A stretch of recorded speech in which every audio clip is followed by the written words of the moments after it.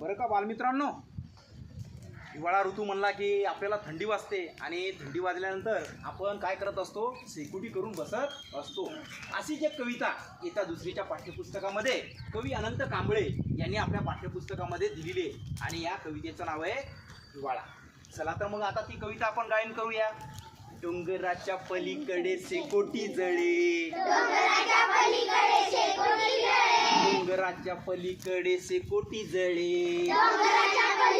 शेकोटी जळे, शेकत बसलेत डोंगर निळे, डोंगराच्या पलीकडे शेकोटी जळे, शेकत बसलेत डोंगर निळे, उंच आभाळात रंगत जुळे, तळ्यात धुके संत विरगळे,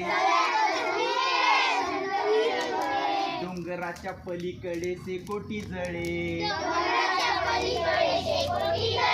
शेकत बसलेत डोंगर निळे, झाडावर झुलतात पिवळी पिवळी फुले,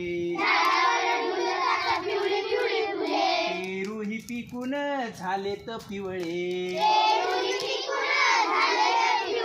उसन शेंगा चिंचाली बोरे, उसन शेंगा चिंचानी बोरे,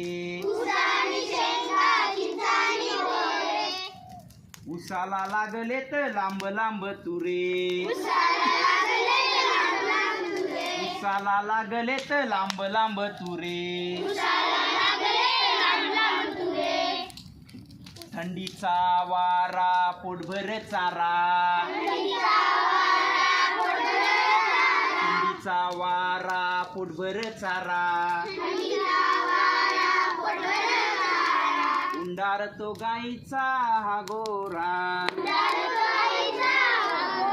उंडारतो चौखूर गाईचा गोरा, ला ला ला ला ला ला ला ला ला.